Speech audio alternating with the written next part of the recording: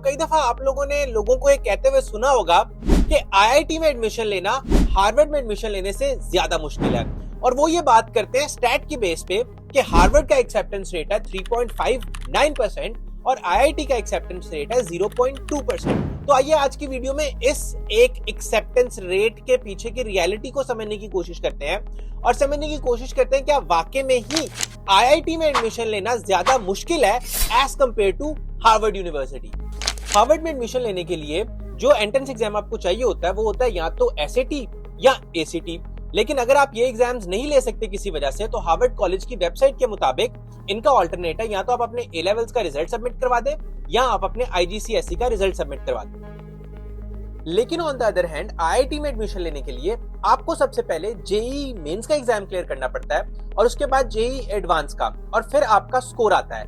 लेकिन आपकी रैंक उस स्कोर पर सिर्फ डिपेंड नहीं करती, आपकी रैंक इस चीज पे डिपेंड कर रही है कि बाकी लोगों ने कितना बुरा परफॉर्म किया इस एग्जाम में। और अगर आप इन दोनों एंट्रेंस एग्जाम्स को कंपेयर करेंगे तो जेईई मेंस और जेईई एडवांस के सामने एसएटी ऐसे लगेगा जैसे विराट कोहली के आगे बाबर आजम और वसीम अकरम के आगे शाहीन अफरीदी।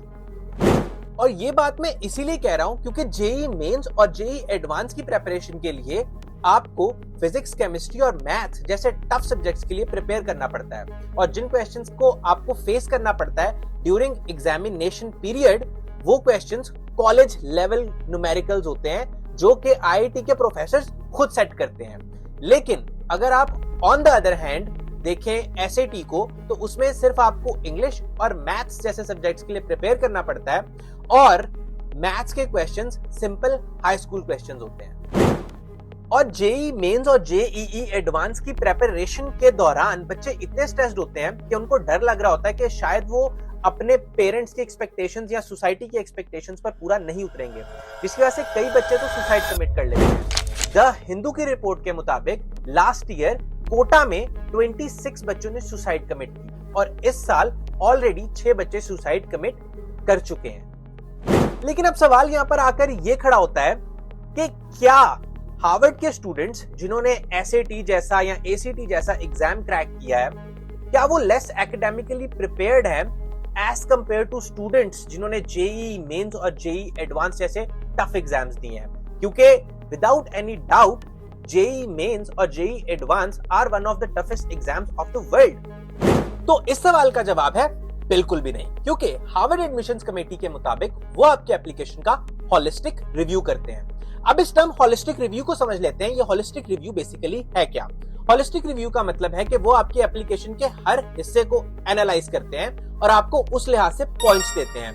जैसे कि हार्वर्ड की एप्लीकेशन में आपको कुछ एसेज लिखने पड़ते हैं और वो एसेज आपको उनकी कॉलेज की वेबसाइट पर मिल जाएंगे, और वो आपके टेस्ट स्कोर्स को भी देखते हैं और आपके एक्स्ट्रा करिकुलर एक्टिविटीज को भी देखते हैं। और इन सब चीजों के साथ साथ हार्वर्ड ये भी चीज देखता है कि आपने अपने हाई स्कूल के दौरान में कौन कौन से कोर्सेज लिए हैं। जैसे कि कुछ स्टूडेंट्स एपी क्लासेस ले लेते हैं, कुछ स्टूडेंट्स आईबी लेवल कर लेते हैं और कुछ स्टूडेंट्स ए लेवल कर लेते हैं, और इन तीनों एग्जामिनेशन सिस्टम्स का difficulty level equal to JEE mains और जेईई एडवांस ही होता है।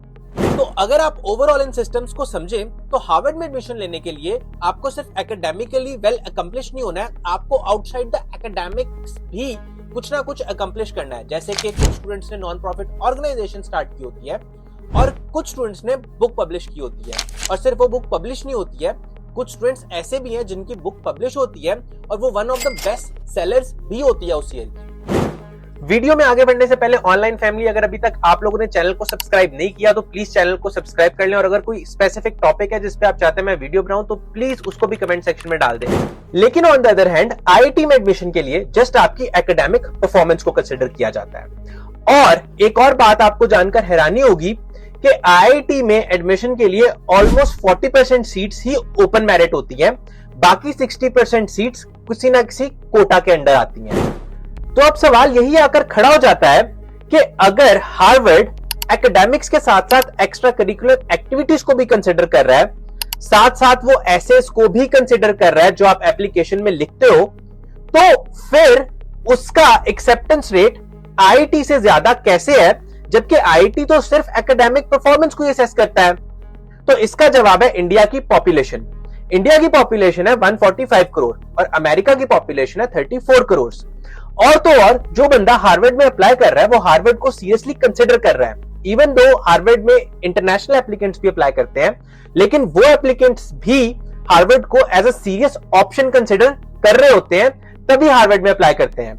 लेकिन इंडिया में कुछ बच्चे नॉन सीरियस होते हैं अपनी जेई प्रेपरेशन को लेके, लेकिन वो फिर भी इस एग्जाम के लिए रजिस्टर करते हैं और अप्लाई कर देते हैं और एग्जाम में बैठ जाते हैं, जिसकी वजह से number of students who attempt this exam, उनकी पॉपुलेशन बढ़ जाती है।